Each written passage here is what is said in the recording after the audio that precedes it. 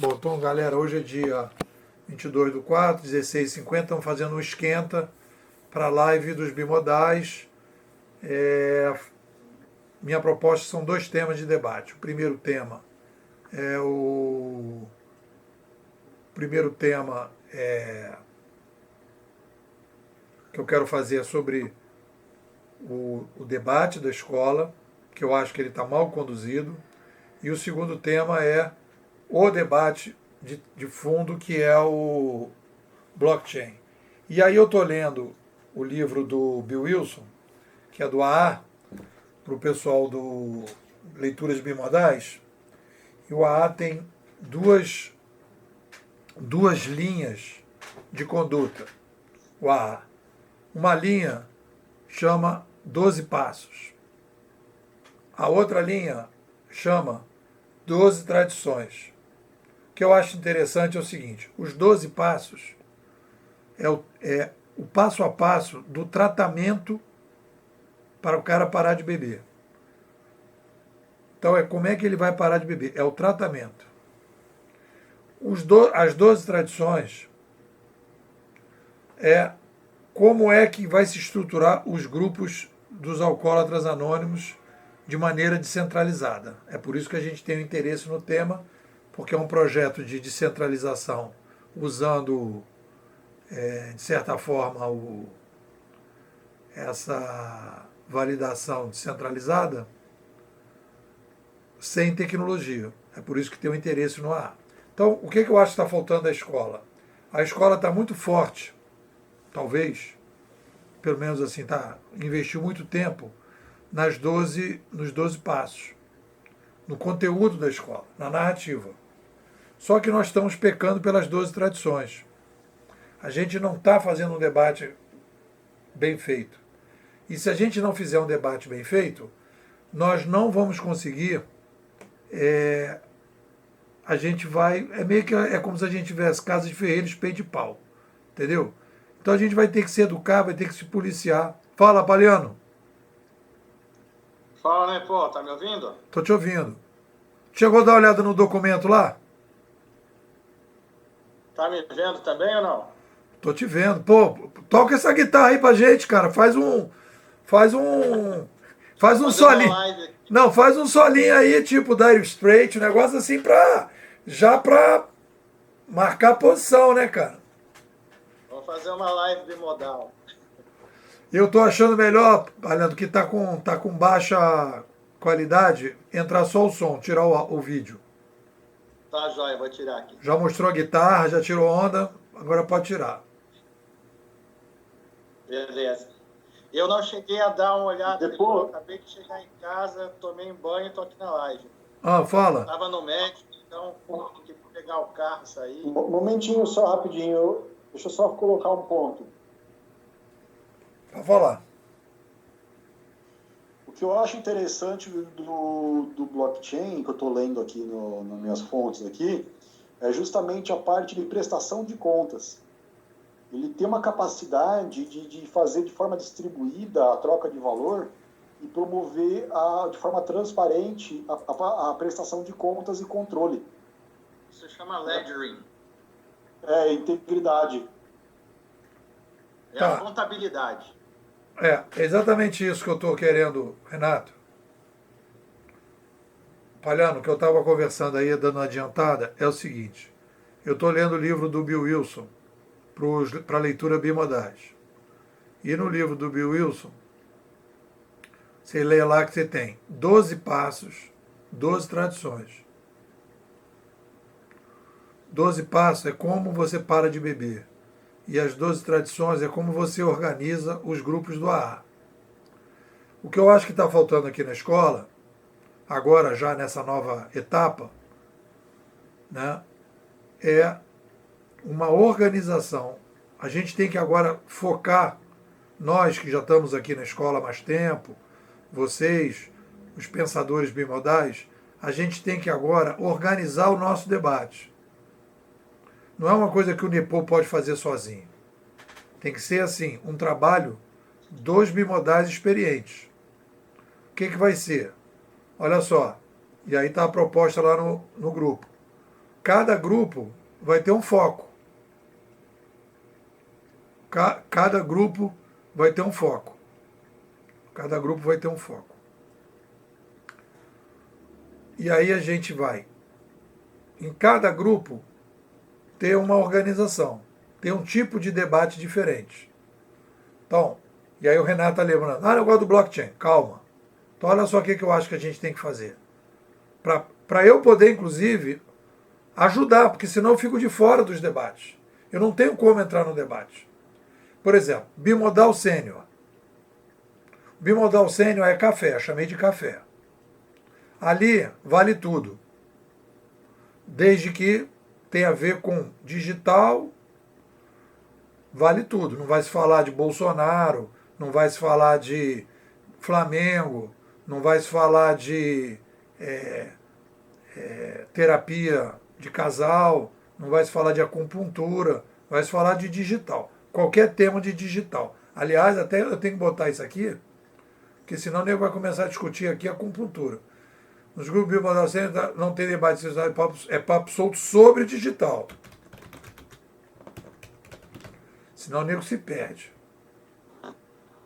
Artigos de contribuição à narrativa sobre o digital devem ser apresentados. Bom, então aqui. Então é digital. Né? Então aqui é digital. Beleza. Quando a gente vai para o debate, que esse CIV Debate virou esse nome, CIV Debate, o CIV Debate é para discutir narrativa. Nós temos uma narrativa oficial agora. Então, por exemplo, a gente tem que pegar o que a gente está discutindo de blockchainização na narrativa e a gente vir da narrativa, e aí depois eu vou tentar orientar o debate, aqui para mostrar como é que eu imagino que a gente possa fazer o debate. Porque a gente tem que ir vendo o seguinte. A primeira coisa, tem a narrativa. Qual é a narrativa oficial? Aí a gente diz, olha, a narrativa oficial é essa aqui. Ok. A gente concorda ou não concorda? Aí, não concorda com isso, isso, isso. Então tá, vamos fazer o alinhamento de informação. Você está entendendo o que está escrito lá? Tô. É isso mesmo que você não concorda? Então a gente tem realmente... Olha só que interessante a palavra, o conceito. Nós temos um dissenso verdadeiro. 90% dos debates que eu vejo na internet são falsos dissensos. As pessoas estão concordando, mas não conseguem fazer, antes de conversar, o alinhamento de compreensão. Como a gente tem a narrativa, a gente pode fazer esse alinhamento. Qual é o alinhamento de compreensão? É esse aqui. Então, até acho que é legal, eu vou aqui já fazer essas marcações aqui, para a gente ir trabalhando depois. Eu vou colocar essas coisas aqui, depois eu vou fazer um slide só para isso. Que aqui é o chamado alinhamento de compreensão. Então, assim, o que eu estou defendendo na narrativa? O que está escrito lá sobre blockchainização? O tema que a gente vai discutir. O que está escrito lá? Todo mundo já entendeu o que está escrito lá? Então houve um alinhamento de compreensão da narrativa. Então, da narrativa. Existe a narrativa. Eu vejo no bimodal sênior a galera entrando num debate, por exemplo. Teve um debate lá que o menino falou. Os ratos também cresceram e as algas também cresceram. Então não é só o ser humano que cresce demograficamente. Está lá escrito. Espécies sociais. Não é qualquer espécie. Baratas crescem também, ratos crescem, são espécies sociais. E aí até coloquei. Então, quando o cara fala um troço desse, o que eu faço? Eu vou lá, explico melhor. Abro um parênteses, faço uma explicação, dou detalhe. Então, a primeira coisa que a gente tem que fazer é o seguinte, é o alinhamento de compreensão da narrativa. Feito o alinhamento de compreensão da narrativa, vai se procurar o quê? Os dissensos verdadeiros. Não são os dissensos os falsos descensos? São os dissensos verdadeiros. O que realmente a gente não está concordando? Porque senão a gente começa, fica 3 horas discutindo, aí no final a gente está concordando. Podia ter discutido 10 minutos. E podia ter aprofundado uma outra coisa que a gente não negócio. Aí, a partir dos descensos verdadeiros, a gente vai ver o seguinte: o que se pode concordar. Quer dizer, o que se pode concordar. Aí bate um, bate outro, bate outro. Aí depois, assim, o que é claramente o dissenso. Aí, num segundo momento, a gente vai. O que é claramente o descenso? O que está realmente acontecendo aqui? Né? E aí depois a gente vai para como gerenciar o dissenso. Aí como é que a gente gerencia o dissenso? O cara vai escrever um artigo, o cara vai fazer um comentário na narrativa, a gente vai colocar dentro do glossário. Como é que a gente vai gerenciar esse dissenso? É fundamental o dissenso na escola. Eu não acho que a gente tem que fazer uma escola fechada. Agora, é bom saber o seguinte: olha, o Palhano pensa diferente da narrativa nisso, nisso, nisso. Isso é fundamental, cara. Na hora que você vai fazer uma palestra, na hora que você vai fazer um curso, você dizer, ó, tem gente na escola que pensa desse jeito. Eu não concordo com isso por causa disso, disso, disso. Aí o outro cara fala, mas eu penso que nem esse cara. Então, tem um artigo que ele escreveu, você pode dar uma olhada, é um dissenso da escola. A gente começa a explicitar os dissensos. Hoje na escola é uma bagunça, cara. A gente não sabe qual é o dissenso que existe. A gente não sabe nem quais são os consensos. Então eu acho que a gente agora vai ter um trabalho que é o trabalho de organização dos debates. Queria saber, dar uma primeira rodada. O Leandro entrou, saiu, peraí. Deixa eu falar com ele aqui.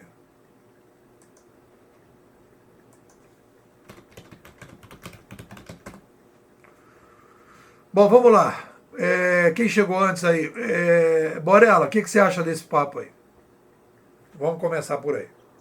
Acho ótimo, Nepo. Concordo plenamente. Eu já tenho algum tempo, eu tenho a sensação que falta uma ferramenta. Agora, com a sua fala, eu entendi qual é o problema que a ferramenta tem que resolver. Uma ferramenta que tem que explicitar e registrar dissenso. Eu nunca vi algo voltado para isso, porque o tipo de necessidade é diferente, né, quando você fala de dissenso. E eu tenho sentido, assim, o elemento que eu tenho mais sentido falta, às vezes eu até meio provoco isso nas perguntas que eu faço. Até outro dia eu fiz tanta pergunta que causou um certo desconforto. O cara até me perguntou por que eu fazia tanta pergunta, né? Mas eu estava tentando entender o que ele estava tentando dizer, né? Eu ainda não estava na hora de me expressar, eu ainda estava na fase de entendimento. Mas o desafio que eu vejo é qual é a característica, porque quando a gente olha, às vezes a gente fala muito abstrato um problema, né? A gente fala, um exemplo clássico, né? Rastro, né? Ele ainda está num nível abstrato, a gente precisa ser mais específico, né? O rastro está pautado em qual característica do rastro a gente está falando que mudou, qual característica do rastro a gente está falando que não mudou, qual a característica do rastro que é potencializada. A gente às vezes fica muito genérico, né? E fica pouco específico. Acho que a gente tem que achar uma rota que a gente consiga ser mais específico para conseguir fazer esse dissenso ser mais objetivo. Mas eu concordo com tudo aqui, eu estou externalizando um pouco a minha dor com esse tema. Eu só quero fazer um comentário que você está falando, Borella, que é o seguinte.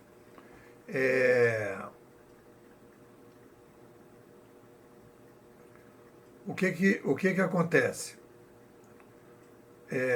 Eu acho que faltava. Eu acho que a introdução da narrativa hoje na escola, ela vai fazer uma diferença gigantesca. Porque agora, uma coisa assim, mas peraí, o que o Nepô está dizendo é o quê? O que ele diz é no artigo que ele escreveu no blog, o que ele diz é no livro dele, Administração 3.0, ou é no vídeo da temporada? Não tinha a minha palavra, a última palavra. Agora tem. E tem um detalhe importante que é o seguinte, do jeito que a gente está construindo, cada um vando lá comentando, na verdade, as pessoas têm várias vantagens nessa maneira que a gente está fazendo. A pessoa vai aos poucos, por osmose, entendendo a narrativa, vai explicitando que ela não concorda de alguma forma, vai sugerindo mudanças, vai vendo o que está sendo aceito, o que não está sendo aceito. E aí agora a gente tem a possibilidade, é como se a gente tivesse o seguinte, uma escola de pensamento para poder funcionar direito, ela tem que ter essa narrativa central, senão ela não funciona bem. Agora a gente tem a narrativa central. Sem essa narrativa central, não daria para fazer o que a gente está fazendo agora, esse documento que a gente está fazendo.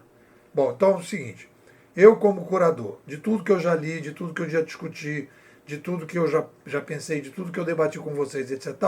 Essa aqui é a narrativa central. Ou a narrativa que a melhor possível que a gente tem na escola. Então, o que eu acho que, como as pessoas fazem a opção de estar nesta escola e escolhem o Nepô como curador, eu passo a ter autoridade para ser a pessoa que autentica, e aí eu sou o validador centralizado, autentica a narrativa, para ajudar quem está chegando, para ajudar alguém que queira dar um curso, né, usando os conceitos, está lá o glossário, vai dizer, olha, o conceito que o Nepô define é isso aqui, é o que está escrito lá. Né? O cara pergunta, o que é complexidade demográfica progressiva? Complexidade demográfica progressiva. O que está definido na nossa narrativa é isso aqui.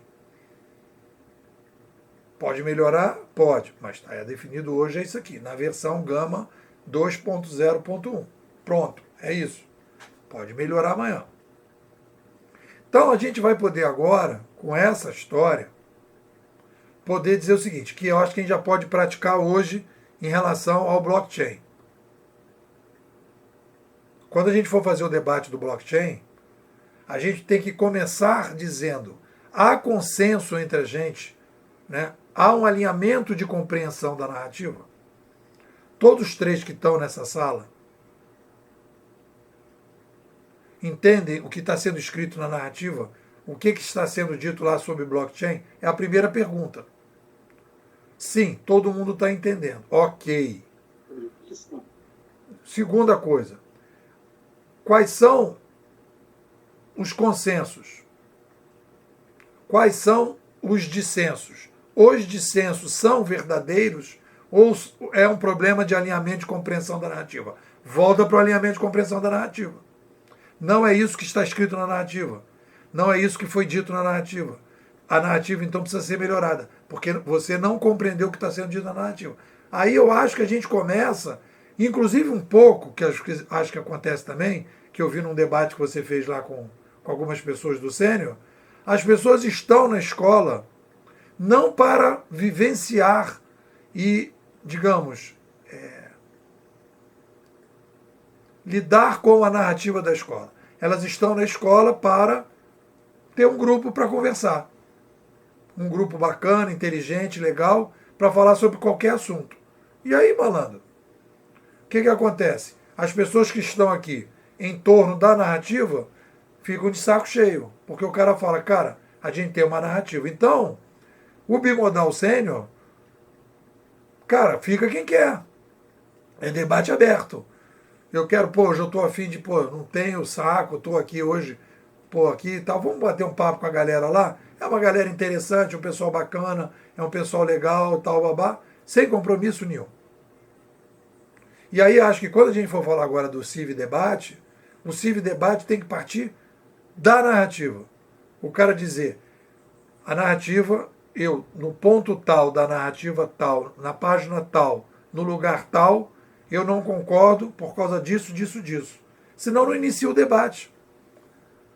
Não é para discutir narrativa, é para discutir coisas genéricas, vai para o grupo sênior. E aí a gente começa a criar uma prática que realmente vai ser interessante para mim também. Porque senão, cara, eu não consigo acompanhar os debates. Entendeu? Porque eu vejo que a galera não está disposta a discutir a narrativa. A pessoa está na escola, mas não está na escola. É como se a pessoa tivesse se comprometido a, sei lá, a ir para o AA, mas continua bebendo. Então, pô, por que está no AA? Né? Palhano, vai lá, tua opinião. Primeiramente dizer que, cara, achei muito acertado essa tua visão, viu, Nepo, de criar um método para coordenar esses debates a fim de torná-los mais produtivos, tá?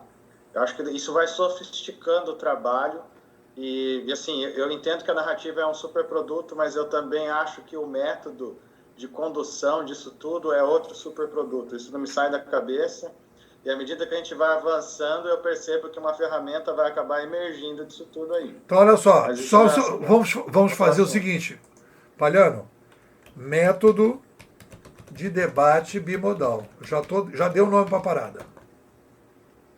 Joia. Fala. Eu concordo muito com o que o Borella falou e até entendo o processo de perguntação dele, que ele estava usando outro dia ali. Me lembra muito do método socrático, né? Ele tem outro objetivo, né? O método socrático ele é mais didático, né? Para fazer o cara mesmo perceber a coisa, né? E aqui a gente está falando num esquema de perguntas para poder evoluir um conceito. O método socrático é para falar com o aluno, não é para falar com o cara que quer transformar a coisa. Mas a técnica existe. Eu acho que as perguntas realmente são importantes por quê? Porque elas não mudam com tanta frequência quanto as respostas. Por exemplo, se você pensar na pergunta por que a maçã cai? Isso é uma pergunta eterna.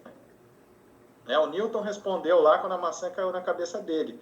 O Einstein voltou com a mesma pergunta. A pergunta não mudou. Mas a resposta do Einstein foi completamente diferente. Então, ali no grupo, eu vejo que a gente tem respostas e respostas e mais respostas. E a gente se perde no meio de tanta resposta. E eu acho que o que falta em termos de organização? Ter as perguntas claras. Quais são as perguntas que a gente está respondendo com a narrativa? Eu sei que as respostas vão mudar. E é natural, porque a narrativa evolui, mas as perguntas nem tanto. Entendeu? Então, esse tipo de organização, eu acho que a gente pode trazer... E alinha com o que o Borella tentou fazer, e eu acho que as pessoas pensam melhor quando é assim. É fácil estruturar o pensamento em termos abstratos quando você pensa em termos de perguntas. Então, o Nepo falou ali, eu capturei aqui a tua organização do método. Ó. Primeiro você fala se todos entendem o que está presente na narrativa. Ou seja, a gente tem um entendimento comum do que está escrito ali para poder evoluir. Certo? Então, a gente tem um entendimento comum aqui. Eu acho que, além do entendimento comum, a gente tem que entender quais são as respostas que estão sendo respondidas pela narrativa atual. Porque tem perguntas ali com relação ao digital que estão sendo respondidas. Porque, às vezes, a gente muda e deixa de responder 3, 4 perguntas, responde só mais uma. Entende? Então, você perdeu força com essa mudança. A narrativa ali naquele texto estava respondendo a pergunta por que a gente está resolvendo o problema da complexidade demográfica progressiva com isso daqui? Por que isso reduz custo para processo de sobrevivência? E depois, quando a gente vai falar de uma outra resposta, a gente só respondeu uma delas. Aí você tem a falsa sensação de que aquilo ali é uma melhoria, mas na verdade é uma pioria. Porque você não prestou atenção nas perguntas que estavam sendo respondidas pela narrativa anterior. Então, eu acho que esse processo de perguntação me agrada muito e a gente poderia experimentar alguma coisa nessa linha. Eu acho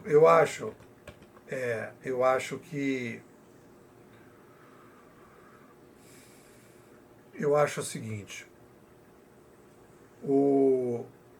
Eu acho que a gente tem uma pergunta que é a pergunta central da escola, que eu não sei se está claro para todo mundo. E acho que as pessoas se perdem nessa direção. e acho que é o seguinte, eu acho que o que acontece? É natural que eu estou vivendo da escola, eu vivo da narrativa. Hoje, praticamente só eu vivo da narrativa bimodal. Obviamente que quando aumentar o número de pessoas que vivem da narrativa, as pessoas vão ficar mais preocupadas com a narrativa. Os interesses das pessoas na escola são muito diferentes. Eu percebo no Bimodal Seniors pessoas que vêm para ficar perto de pessoas que ela considera legais. O Bimodal Sênior é muito isso. É muito mais networking do que escola bimodal de futurismo competitivo. E eu não tenho nada contra isso. Acho legal. Né? Então, existem pessoas que querem passar a tarde toda debatendo, a noite toda debatendo, o fim de semana todo debatendo sobre assuntos genéricos. Porque pessoas são legais, as pessoas estão se conhecendo. Caracoles, Leandro! Pô, meu irmão, tu nem parece um cara de informática. Ah, meu computador tem que ligar, tem que acontecer, tem que não sei o quê. Hein, Leandro? Sumiu. Daqui a pouco ele volta. Então, essa história toda tem que dar o espaço para cada um ter o que quer e não atrapalhar quem quer de outra maneira. Então eu sou responsável e eu estou percebendo isso e agora estou tomando uma atitude em relação a isso. Não dava para tomar uma atitude antes porque eu não tinha ainda a clareza e nem a narrativa. Agora tem. Então, Viu, né, pô, só para eu não deixar de fechar certinho ali, por que eu estou falando isso? Eu vejo muito debate ali na parte de debate mesmo, que surge de má compreensão da narrativa. Eu acho que você tem razão nesse sentido. Mas assim, você vê muita argumentação que faz muito sentido. Só que ele perdeu o vínculo com a pergunta. Ele não percebeu isso. Então, se ele não sabe qual pergunta está sendo respondida, qualquer resposta serve. Entende? Então, esse processo de pôr claro quais são as perguntas que a escola responde, quais são as perguntas que a gente se importa, é fácil de você refutar uma argumentação, por melhor que ela seja. Porque eu até falo, às vezes o cara tem uma argumentação excelente ali, mas e a pergunta? Você perdeu a raiz com a pergunta. Você tem uma resposta para uma outra pergunta. Não exatamente. Concordo 100%. Porque, olha só, existe um foco. Estou até botando aqui. Método do debate bimodal. Então, a primeira coisa que a gente está colocando, e eu estou concordando contigo, vou fazer um outro documento. O documento é... qual é a pergunta-chave? Como lidar melhor com o digital? Cara, esse é o eixo. É o eixo de quem vai participar do debate do CIV. E aí, Leandro, como é que é? Enfim, cheguei, né? Não, pera aí, meu irmão. Você se diz um cara de informática 2.0, bimodal, século XXI. Pô, não consegue ligar um computador para acessar o Skype, cara? Porque eu tava no notebook do trabalho, que ele é todo travadão, e aí eu tive que entrar no meu. Entendi. Bem-vindo. Estamos aqui no debate. Primeiro tema, que você não sabe, é como debater na escola. Como debater na escola? Ah, tá. Eu achei que fosse blockchain. Não, é isso também. Como debater na escola, parte 1, parte 2. Já usando o novo método, discutir o blockchain. Tá certo? Beleza. Então, olha só. Estou aqui fazendo uma contraposição aqui com o que o Palhano falou. Eu concordo, então, Palhano, que é o seguinte: como lidar melhor com o digital é a base da narrativa, é a pergunta-chave da narrativa. A narrativa só se justifica com essa pergunta. Como ajudar pessoas, profissionais ou indivíduos profissionais e organizações a lidar melhor com o mundo digital. Como lidar melhor com o digital? Essa é a pergunta-chave.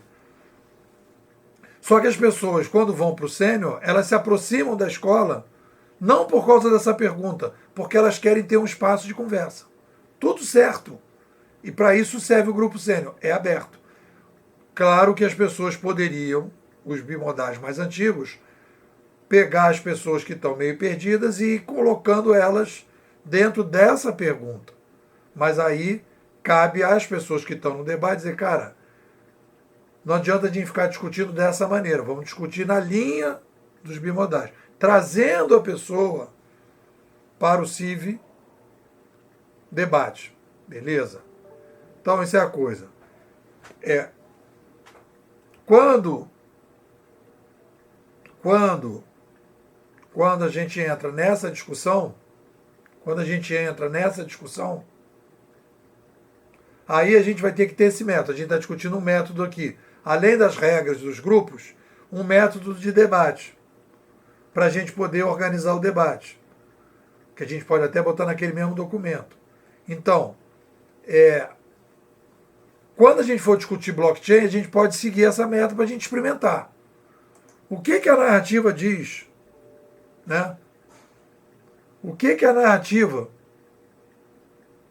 peraí. Não, tirei a imagem. Tudo bem, voltou a imagem. O que a narrativa diz? O que a narrativa diz sobre blockchain? Então esse é o primeiro passo para o nosso debate. O Renato já trouxe um livro. Aí vai trazer o livro, etc. Aí a gente já começa a se perder. Então primeiro é o seguinte, vamos validar o que a narrativa está dizendo sobre blockchain? O que ela está dizendo? O que há de consenso no que está na narrativa? Aí a gente vai crescer. Porque eu também vou crescer. Vocês vão dizer depois, isso que você está falando não tem nada a ver. E aí eu vou contra-argumentar o que vocês estão falando. Aí nós vamos fazer um debate de fundo das coisas. E aí cada um vai acrescentar um ponto e com certeza a gente vai sair dessa live e a gente pode fazer lives frequentes. E aí eu já estimulado por isso já vou mexer na narrativa a partir da live. Já não vai manter igual. Mas a primeira coisa que a gente tem que fazer é o que diz a narrativa sobre blockchain. Não interessa o que o livro que o Renato está trazendo diz sobre blockchain. Não interessa o último artigo sobre blockchain. Não interessa uma live do YouTube sobre blockchain. O interessa é o seguinte, o que está na nossa narrativa? E o que a gente pode melhorar na nossa narrativa a partir do nosso consenso e do que é dissenso na nossa narrativa. Então, deixa eu ouvir agora o Renato. Renato, o que você acha dessa questão aí? Depois o Leandro fala que chegou por último. Não, eu concordo com a abordagem. Eu acho que, só com a parte do livro, que talvez eu discorde um pouco, eu acho que a gente pode aproveitar o que tem de conhecimento mais avançado no tema, mas isso pode ser, por exemplo, eu posso fazer um artigo sobre isso e postar, e o pessoal depois comenta, sem nenhum problema. E dá para colocar isso para expandir o narrativo, eu acho. Eu entendo que aquele conceito que eu falei de fronteira bimodal se aplica nesse ponto. Então vamos pegar o exemplo que o Renato está falando para a gente melhorar o nosso método de debate. O que ele está sugerindo? E eu vou contrapor para a gente desenvolver já um método aqui e a gente começar a praticar o método. Então a primeira coisa que a gente tem que fazer, quando a gente começar uma live, e a gente pode criar lives frequentes, a primeira coisa que a gente tem que fazer é o seguinte, independente do livro que o Renato está falando, porque olha só, uma coisa que eu já tive até discussões, me lembro com a Silvia e com outras pessoas e tudo, qual é a discussão? Não adianta, às vezes a pessoa chega e fala assim, Nepô, tem o autor, você já leu Morin? Aí, tá, Morin o quê? Qual o livro do Morin? Qual o conceito do Morin? Qual capítulo do Morin? Qual o conceito do Morin? Que frase do Morin? Qual palavra do Morin? Para encaixar aonde? Então a pessoa gostou de um livro do Morin de uma maneira geral e ela não consegue ver aonde se encaixa. Aí a gente ajuda a pessoa a pensar melhor. Se ela está na bimodais e ela acredita que a narrativa é a melhor narrativa que ela pode ter sobre o mundo digital hoje, porque ela está aqui na escola, então ela vai agregar um autor que ela está tendo, não o autor, um conceito do autor em algum lugar. Então ela tem que me posicionar. Ou ela pode dizer, pô, eu não sei onde encaixa. E aí a gente faz o debate. Aí eu vou ter que entender qual é o conceito, ela vai ter que trazer um conceito, não um livro. Então a primeira coisa que a gente tem que discutir aqui, quando a gente for falar de blockchain, é o que a narrativa está falando de blockchain, para ver se a gente tem um consenso. E o que é dissenso. Para depois a gente entrar no debate dos dissensos. Vamos agora à discussão do Leandro, para a gente continuar nesse debate ainda sobre debate, regras e métodos de debate. Doutor Leandro, por favor, o que o senhor está achando? Bom, Nipo, sobre debate, eu vou me lembrar aqui da discussão do Eduardo de Bono, né, que a gente debate é uma forma de conversar meio que competitiva. Então, ter um método de discussão e de construção pode ser melhor do que se chamar de debate, porque o debate parece muito confrontativo. Então, é assim que os ocidentais discutem, debatendo. Eu estou certo, eu vou numa linha reta e bato, eu estou certo, e aí a gente vai sempre tentando construir um argumento linear correto. Então, esse é o método de debate. Mas se a gente pudesse ter um método de discussão e construção do conceito, ou de, pelo menos, aglutinar essas percepções e emoções para, então, conceituar, acho que faz só sentido. Só para a gente ponderar esses níveis para sair do debate. É só um pequeno insight que eu queria te dar. Eu até te passei o material lá, né, dos 6 chapéus e tudo mais. Mas ele trata muito disso, ocidental debate. O que você acha de chamar de método do entendimento e do desentendimento bimodal? Essa questão de como começar a usar a epistemologia bimodal. Ela parte por aí. Só que as discussões elas vão passando pelas emoções, pelas percepções, aí que ela vai chegar na conceituação.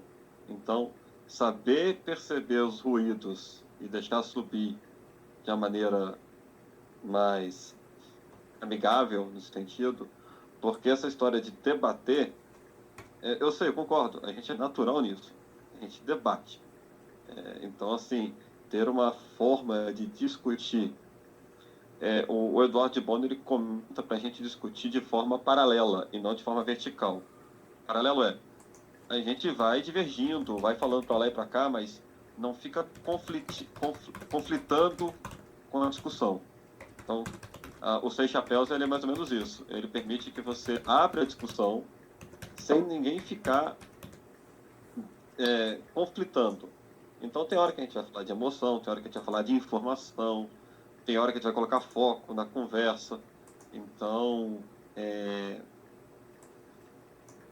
muito brigada essa conversa de debate.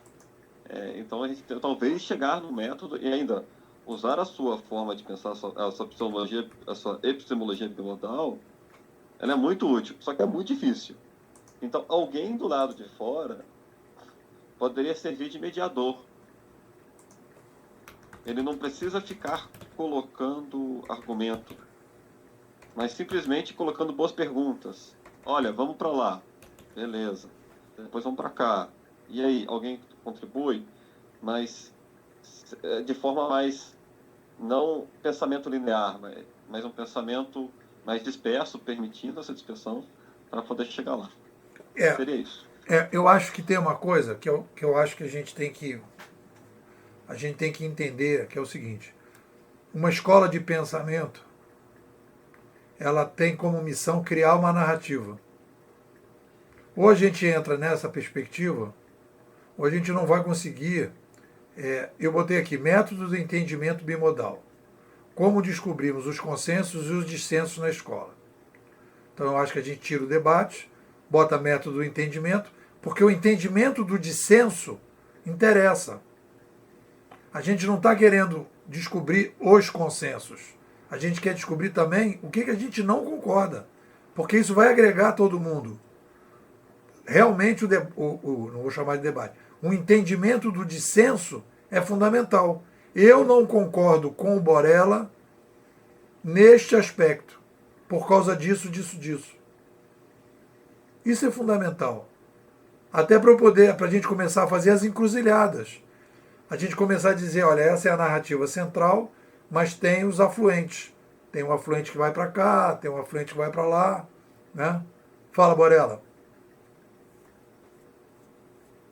Na fala do Leandro, me conectou com uma coisa assim que eu tenho exercitado e tem me ajudado, e eu acho que pode ser útil, que é quando alguém expressar uma opinião, tentar classificar em que estágio de nível de reflexão essa opinião está.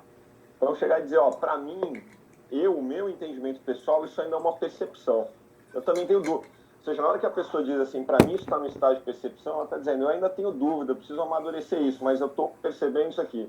Quando o cara fala assim, isso aqui está conceituado para mim, já quer dizer que tem uma reflexão colocada, que para ele se demover desse entendimento, ele precisa de menos ajuda, né? Na verdade, eu acho que quem diz que está percebendo precisa de uma ajuda para melhorar a sua reflexão sobre aquele assunto. Quando alguém diz, para mim está conceituado, ou é a minha narrativa sobre o tema, o cara está dizendo assim, já pus um monte de energia aqui, cara, para você me tirar daqui vai ser difícil, né?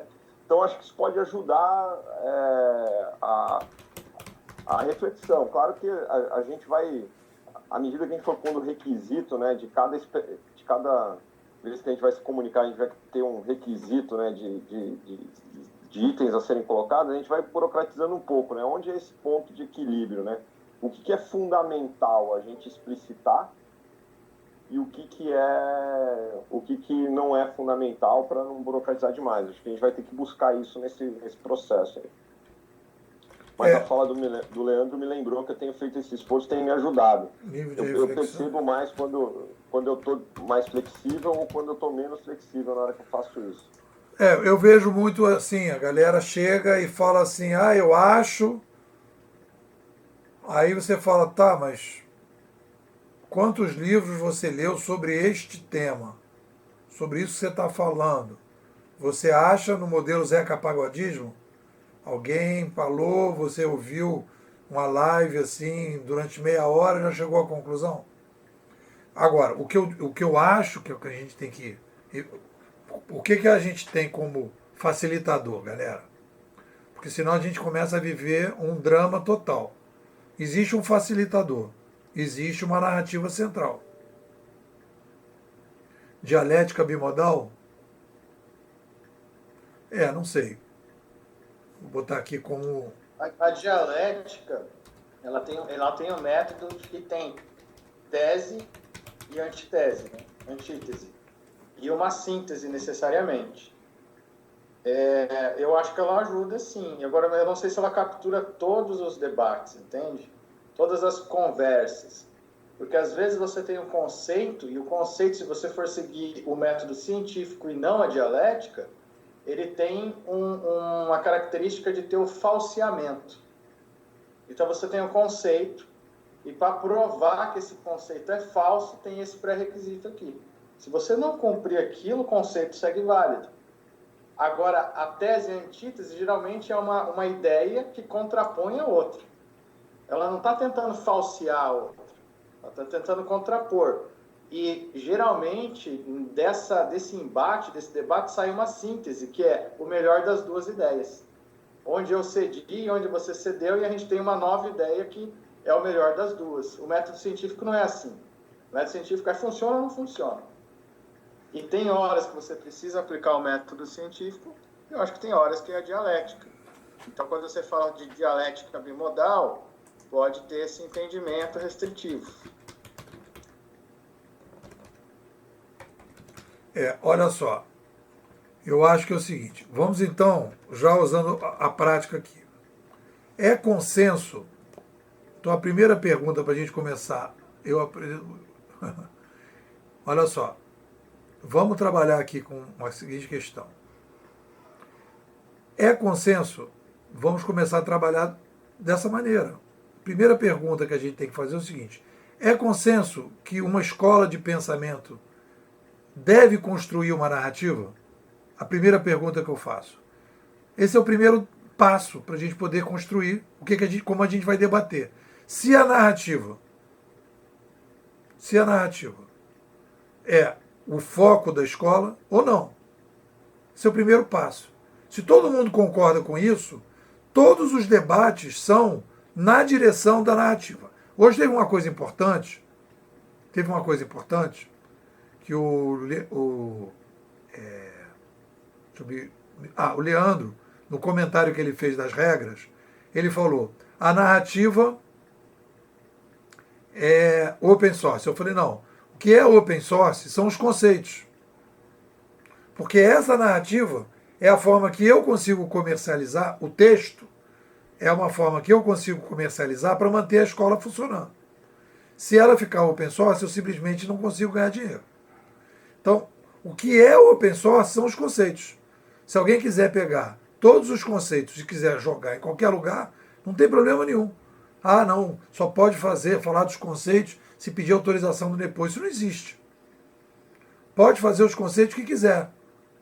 Se ganha dinheiro com open source. Tudo bem, eu estou ganhando dinheiro. Né? Só que é uma narrativa, o texto, do jeito que ele está escrito, ele é de propriedade da Bimodais. E é com isso que eu estou vivendo. Agora, os conceitos são todos abertos. Então, os conceitos são open source. E o texto que nós estamos construindo, ele, por enquanto, até que a gente consiga pensar de uma forma diferente, ele é fechado. Ele não é para. Então, não é assim, pegar o texto e sair distribuindo. Porque senão, o que vai acontecer? Eu chamo alguém para fazer. Exatamente. Então, a minha proposta é que ele não seja, por enquanto, aberto e os conceitos sim. Então, é assim que eu estou pensando agora. Posso melhorar. Então, a primeira pergunta que eu faço é: o objetivo da escola, e eu quero que todo mundo me diga, eu já vi que o Leandro botou ok. Renato e Paleno, vocês concordam que o objetivo da escola é construir uma narrativa? Sim ou não? Concorda Palhano? Renato? Sim. Concordo. Rodrigo, concordo. Renato, sim. Renato, sim. Então, beleza. Então, olha que coisa interessante, galera. Há um primeiro consenso da escola. Então, nós estamos aqui fechando. Nós somos o conselho, né? Então, eu estou botando. Como descobrimos os consensos? Então, o objetivo. Fizemos um objetivo. O objetivo do nosso entendimento é a construção da melhor narrativa possível com os seus consensos. Depois, você tá editando em algum lugar no Google? Vou mandar para vocês. Porque se você mandar o link, a gente consegue ver a edição enquanto você fala. Boa, e talvez boa. até Melhor, ajuda, né? Só um minutinho. Isso.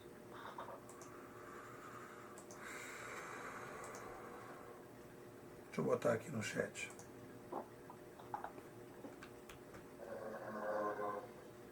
Mandei aqui no chat.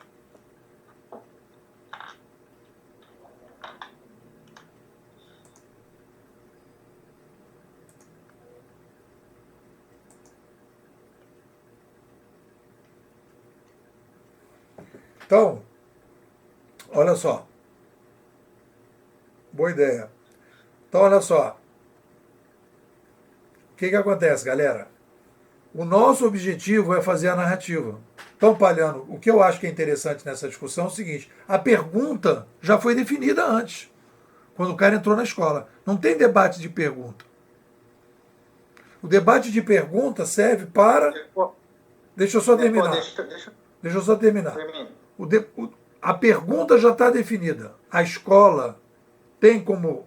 E aí a gente pode ver se há consenso nisso. A pergunta central da escola é como lidar melhor com o digital. E aí a gente pode ver se há consenso nisso. A narrativa tenta responder a essa pergunta, toda ela. Toda ela. Pode ter uma outra escola que pode dizer o seguinte: como lidar melhor com a energia solar? É outra pergunta. Como lidar melhor com agulhas de acupuntura? É outra pergunta. Como lidar melhor com legumes e verduras orgânicas? Como lidar melhor com frutas orgânicas? Como lidar melhor com ovos caipiras? O nosso foco é como lidar melhor com o digital. A pergunta que eu faço: há consenso nisso? Sim ou não? Fabiano, pode falar. Consenso. Hã? Porque eu acho que essa é a pergunta central, mas ela não é a única pergunta que a gente responde.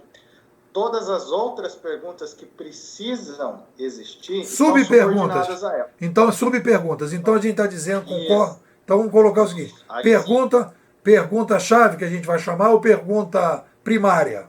Primária. Raiz, primária, chave, eu não sou apaixonado por nenhuma delas. Qualquer um me satisfaz. Hein? Agora, o que eu falo? Quando você tem o conceito, aí eu vejo uma relação.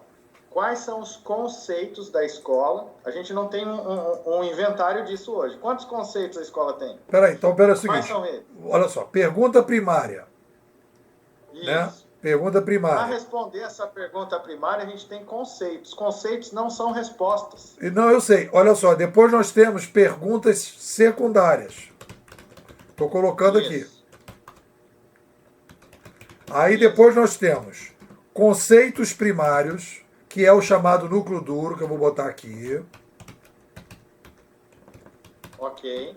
Conceitos primários, depois a gente pode mudar, o Borella já está até sugerindo coisas aqui. Conceitos primários e conceitos secundários, certo? Conceito não é pergunta. Concordo 100%. Um conceito é derivado de várias respostas que foram curadas em debate. Então, a gente teve várias perguntas aqui que a gente tratou. Vamos começar um debate? Quais perguntas a gente vai trabalhar nesse debate? Essas perguntas aqui. Beleza. Então, a gente começa com respostas. E você vai malhando ali a pergunta com resposta. As respostas podem ser várias. Nem todas vão ser aceitas. Elas podem ser aprovadas e refutadas.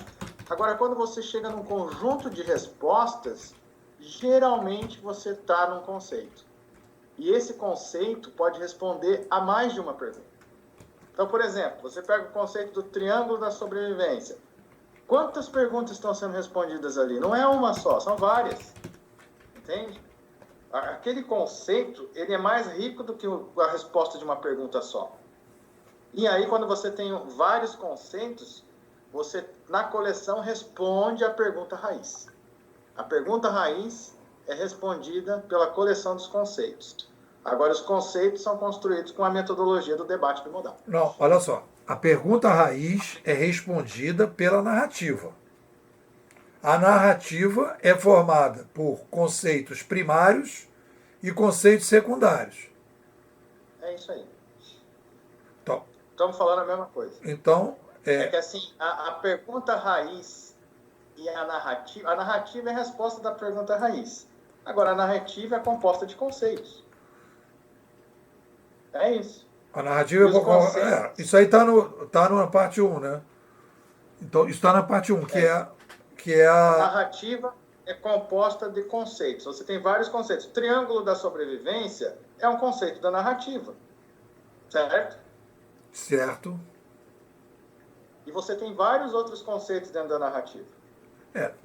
Estes conceitos visam responder várias perguntas. Se você olhar no último... olha só, para não confundir,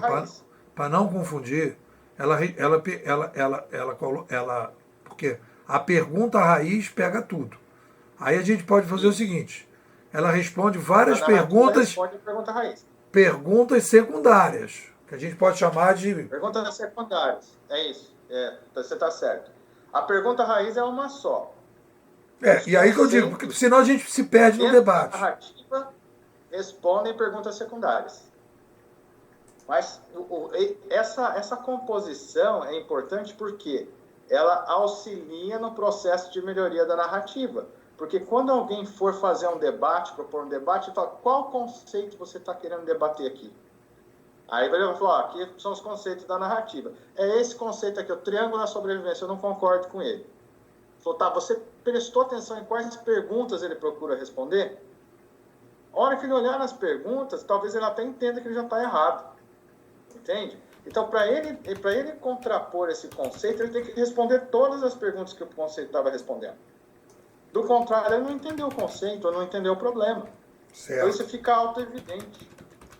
Então, olha só. Então, uma coisa que a gente chegou a consenso aqui, que está falando no documento, é o seguinte. Se nós chegamos, e nós estamos construindo aqui um documento, como diz o nosso amigo Leandro, não é um subproduto.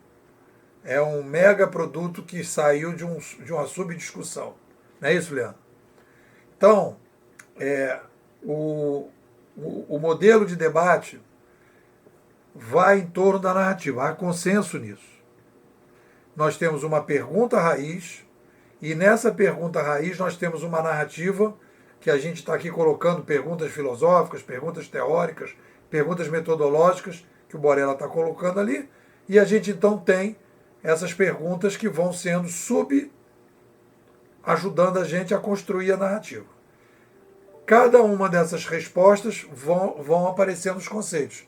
Nós temos realmente os nossos conceitos filosóficos, os nossos conceitos teóricos e os nossos conceitos metodológicos. Acho que até dá para dividir esses conceitos todos desse jeito. Se eu pegar ali o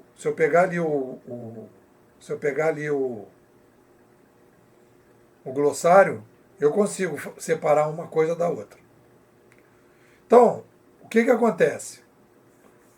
Se a gente vai fazer esse trabalho que nós estamos chamando de método de entendimento bimodal, por enquanto esse é o nome provisório, método de entendimento bimodal, a gente tem uma missão que é desenvolver uma narrativa. Eu sou responsável pela narrativa e eu coloco essa narrativa para rodar. Então, quando a gente vai fazer um debate no CIV,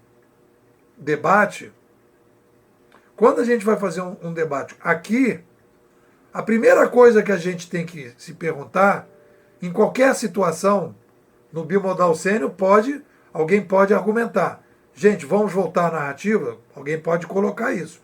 Não é necessariamente necessário. Mas pode-se chamar a atenção da pessoa, dizer, não, peraí, você está totalmente fora do contexto. Você está fora da pergunta raiz, você está fora dos conceitos primários, secundários, filosóficos, etc. Está aqui um papo que poderia ser um papo que rolaria em qualquer grupo de WhatsApp de qualquer lugar. Então, este é um resultado de YouTube. Então, o que eu acho que a gente tem que praticar agora é o seguinte. Quando a gente vai discutir blockchain, e a gente pode melhorar esse documento, eu vou melhorar esse documento, mandar para todo mundo para a gente discutir. Quando a gente vai discutir blockchain, o que eu queria apresentar para vocês é o seguinte. Qual é a última versão da narrativa da escola que está no texto? Para a gente entrar no debate, para a gente ver o que é consenso, o que é dissenso. Foi por isso que eu chamei essa live. Então vamos praticar, e ao mesmo tempo que a gente vai praticar o debate, a gente vai melhorando o método de entendimento. Toda vez que a gente tiver no debate, a gente chama o método do entendimento, dizer, há uma falha no método de entendimento, vamos melhorar o método de entendimento para melhorar o debate. Melhorou o debate, o método de entendimento, a narrativa vai ajudar a gente nisso. Então, estou fechando aqui a discussão do método do entendimento e abrindo a discussão do blockchain. Então, como é que a gente começa um debate na escola sobre qualquer assunto? Sugestão daqui para frente. O que diz a narrativa sobre blockchain? Então, vamos lá. Hoje, e aí isso é importante, galera, para efeito, anota isso, uma narrativa tem que ter uma facilitação de entendimento. para efeito de facilitação de entendimento, nós dividimos a revolução digital em 3 etapas bem separadas. Qual é o critério que foi utilizado? É o critério dos canadenses.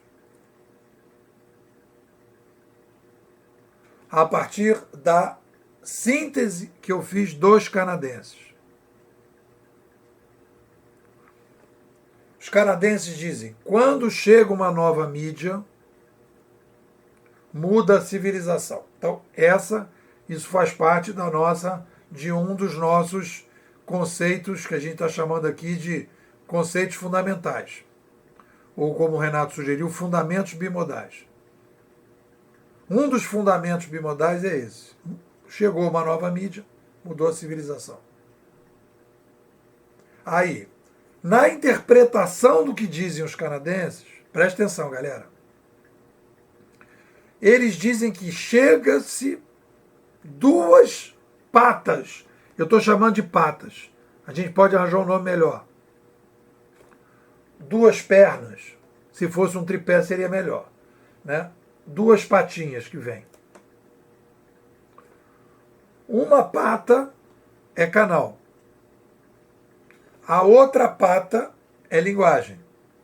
Aliás, até no debate que eu fiz com o Borella, na revisão do livro, nós chegamos à conclusão que sempre há um novo canal nas revoluções passadas, mas não necessariamente uma nova linguagem.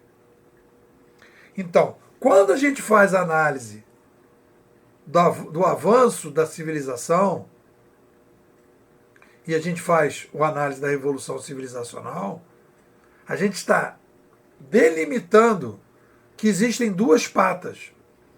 E quando a gente vai fazer a análise dessas patas, a gente tem que dizer o que está vindo e qual é a influência. Então vamos lá. Chegada dos gestos. Qual é o canal? As mãos. Qual é a linguagem dos gestos? Chegou a oralidade, mudou o canal e a linguagem. Por isso que é tão revolucionária. Novo canal, boca. Nova linguagem, linguagem oral. Ok? Beleza. Mídia manuscrita. Escrita manuscrita. Mudou o canal e a linguagem. Por isso que ela é tão disruptiva. Qual é o novo canal? Pedra, papel, papiro, parede. Qual é a linguagem? Linguagem escrita. Então nós tivemos uma revolução canal-linguagem, a outra revolução canal-linguagem. Vamos para a prensa. A prensa é o quê? Novo canal, mas a mesma linguagem. Não mudou a linguagem. E aí eu vou analisar a chegada de um novo canal e não de uma nova linguagem. Chegou meios eletrônicos de massa. O que aconteceu? Você criou um novo canal, mas as linguagens continuaram as mesmas. Porque na mídia de massa é papel impresso, na televisão é o visual que você tinha do oral e dos gestos que você vê na televisão, e no rádio é oralidade. Não mudou a linguagem. Então você só tem novo canal. Aí você vai analisar a chegada de novo canal. Beleza. Vamos para o digital. Primeira parte, digitalização. Entra um novo canal. Que eu consigo fazer coisas que eu não conseguia. Então, digitalização é novo canal. Quando entra uberização, é o canal que entrou com nova linguagem.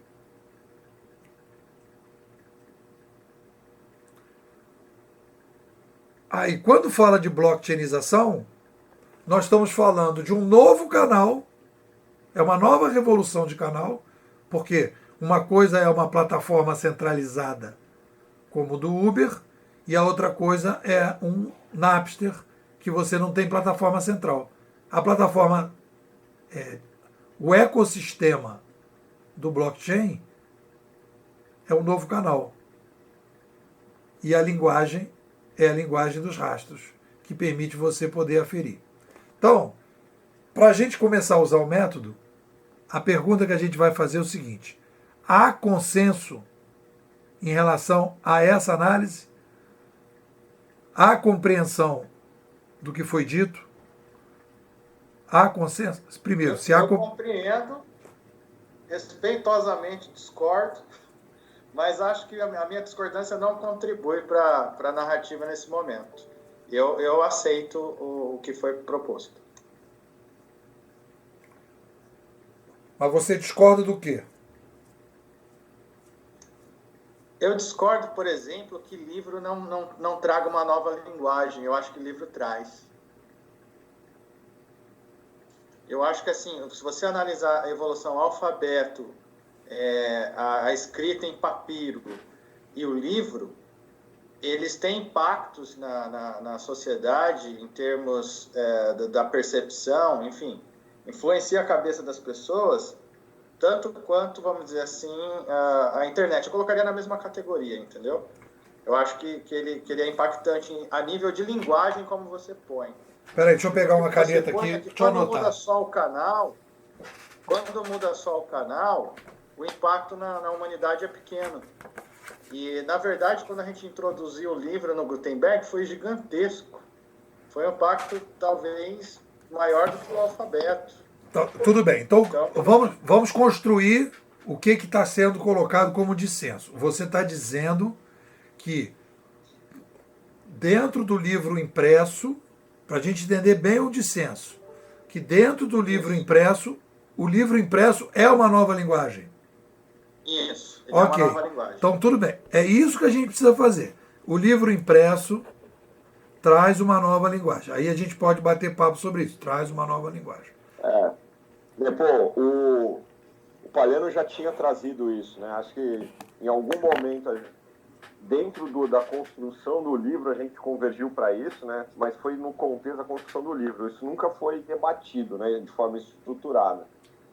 Eu acho que é esse o primeiro ponto-chave, né? A gente quebrou a mídia em 2 pedaços e o Palhano sempre foi muito enfático e com argumentos defensáveis de que era uma coisa só. Acho que esse é um dissenso que aparece em uma das primeiras, nas camadas mais altas. Olha só. O dissenso, vamos caracterizar o dissenso. Borella, importantíssimo. O dissenso que o Palhano está fazendo, pelo que eu entendi, Palhano, confirma. O dissenso não é que existem as 2 pernas. O que ele não está concordando é, num determinado momento de análise das 2 pernas, ele acha que o Nepô está falhando num pedaço. É isso, Palhano? Ou não concorda que tem 2 pernas? Eu acho que é por aí. Eu acho que existem as 2 pernas. Eu falo, o McLuhan, ele não fazia questão de fazer análise das 2 pernas. Se você falar em termos de comunicação, evidentemente que os conceitos canal e linguagem existem. Agora, minha pergunta é, por que eles são relevantes para a nossa análise? Assim, olha só, isso é outra discussão. Mas a pergunta é consenso de todo mundo que há essas 2 pernas, sim ou não? Não, existe, com certeza existe. Renato, concorda?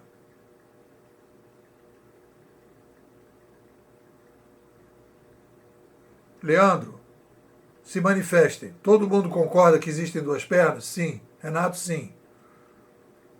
Borella. Sim. Leandro.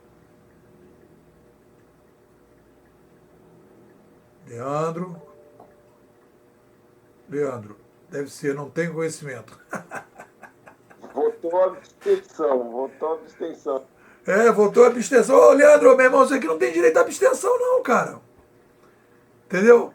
Mas tudo bem. Então, olha só. Então, nós temos, com a chegada da mídia, nós temos, a princípio, 2 pernas. Há um consenso com a abstenção do nosso amigo Leandro, né, de que nós temos as duas pernas. Ok, então as duas pernas. O que nós estamos falando? Ok, vamos falar de blockchainização. Podemos voltar ao debate da prensa sobre isso. Podemos voltar ao debate da prensa. Porque o canal, no que o Palhano está colocando é o seguinte, o canal pode ter tido uma puta influência e não a linguagem. Mas tudo bem, vamos fazer essa discussão. A pergunta que está colocada é o seguinte, quando eu aplico as duas pernas na atual revolução, eu estou aplicando da seguinte maneira. Primeira parte, novo canal. Temos que convergir para a prensa. Tudo bem, vamos voltar se for o caso. Olha só, novo canal. Digitalização tem um novo canal. Uberização, novo canal, mais linguagem. E depois, blockchainização. Mais um novo canal, que é um outro canal, com uma nova linguagem. A princípio é isso. Posso voltar lá atrás para discutir. Todo mundo se sente confortável com essa visão ou não? Pergunto. Há compreensão do que eu falei? Sim ou não? Borella, sim. Borella, sim. Renato, Leandro, Rodrigo, sim. Palhano, sim. Leandro, vai se abster de novo, meu filho? Eu percebo o rastro no blockchain. Então vamos lá. Problema de desalinhamento de informação. Renato, sim. Eu não estou dizendo que no blockchain não tem rastro. Presta atenção, vamos lá. O que eu estou dizendo? Vou repetir. Digitalização. Entra um novo canal sem a nova linguagem. Uberização. Entra nova linguagem com o mesmo canal da digitalização. Não mudou o canal. No blockchain, entra um novo canal, que é ecossistemas descentralizados, com a nova linguagem. É uma coisa somada à outra. Há o rastro no blockchain. Renato, sim. Leandro, quer falar? Fala. Fala, Leandro. Ou concorda? Leandro? Ou vai se abster?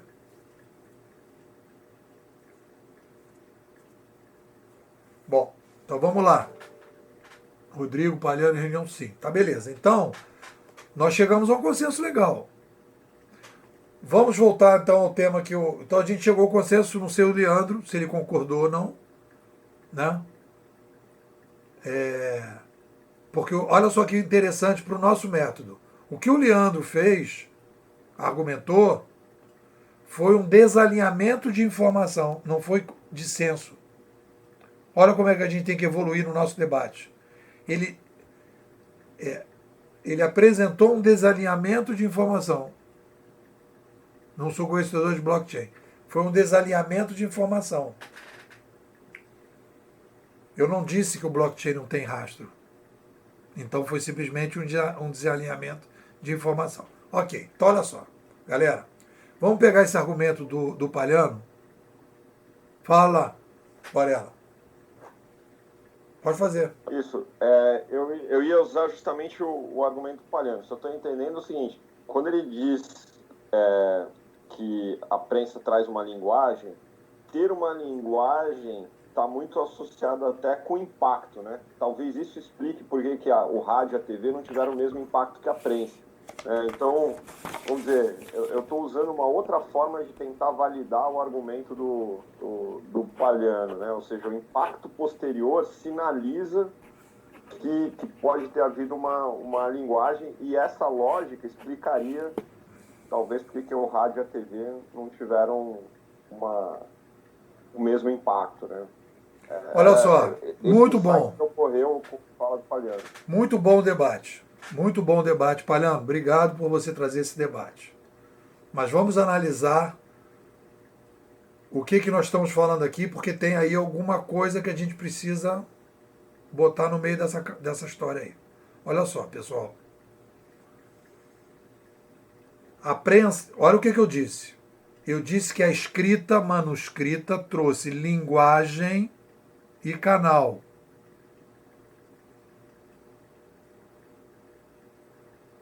Quando ela se massifica, presta atenção, galera, que a gente fala o tempo todo no livro, criação e massificação.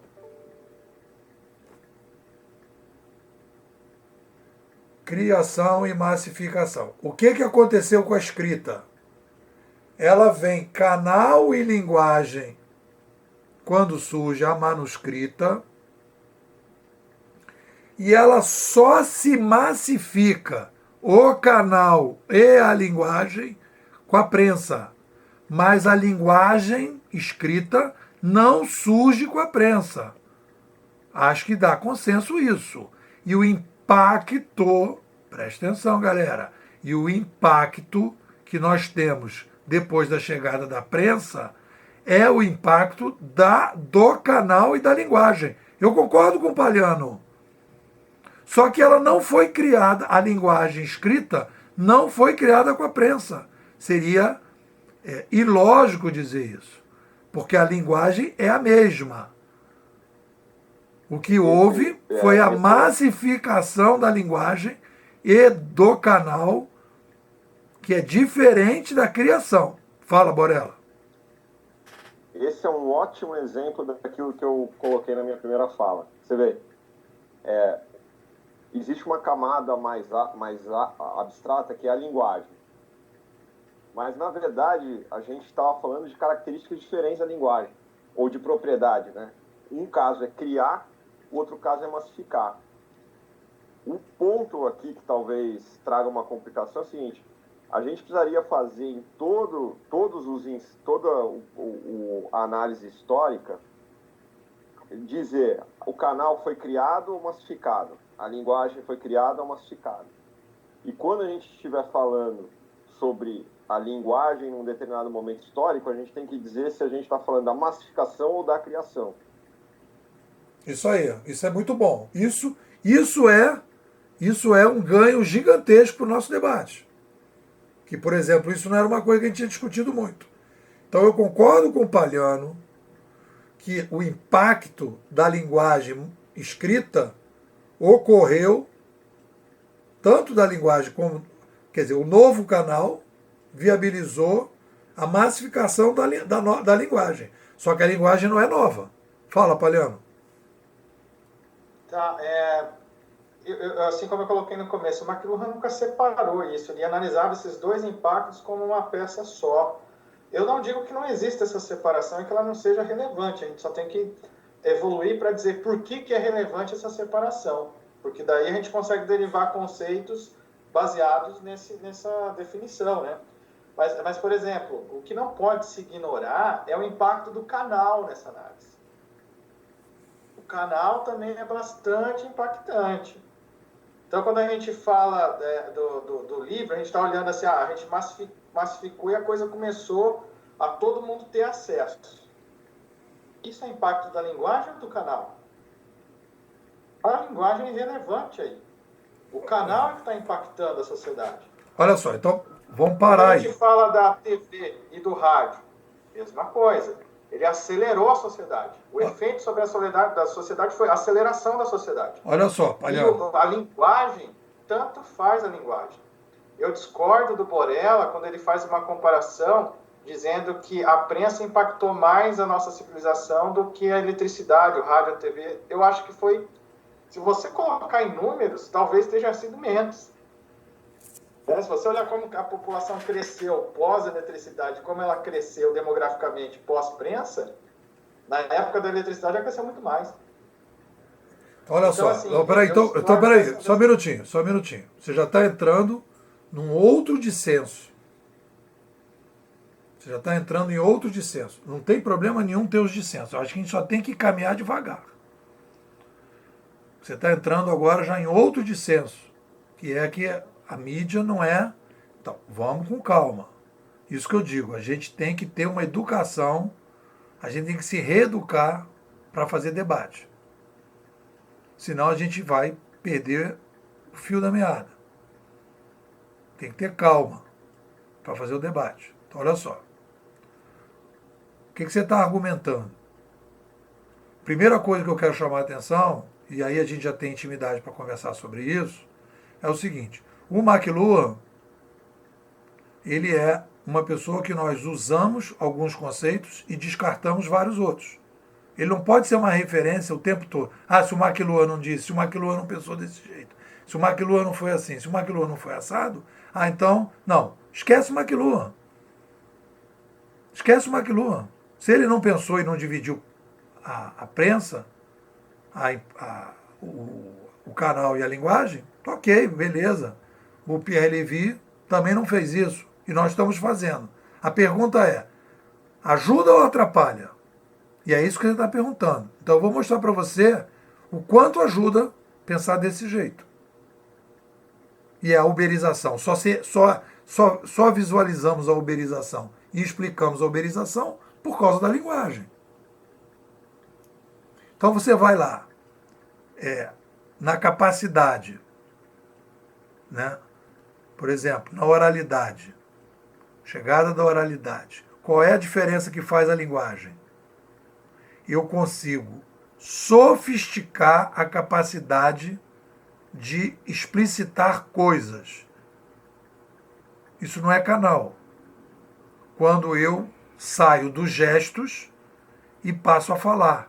Eu posso dizer, o mamute está escondido atrás daquela moita vermelha que fica do lado direito da montanha. E com gestos eu não conseguiria explicar desse jeito. Para o cara ir lá pegar o mamute que está lá. Então isso sofisticou a possibilidade da comunicação, que não tem nada a ver com a boca. Tem a ver com a sofisticação da linguagem. Então, quando eu analiso uma revolução civilizacional, e eu divido ela em dois, porque são efeitos diferentes. E é isso que permite analisar digitalização, novo canal, com vários efeitos positivos. Uberização não é novo canal, é uma nova linguagem dos rastros, que não aparecia no canal anterior, que tem outras influências na sociedade.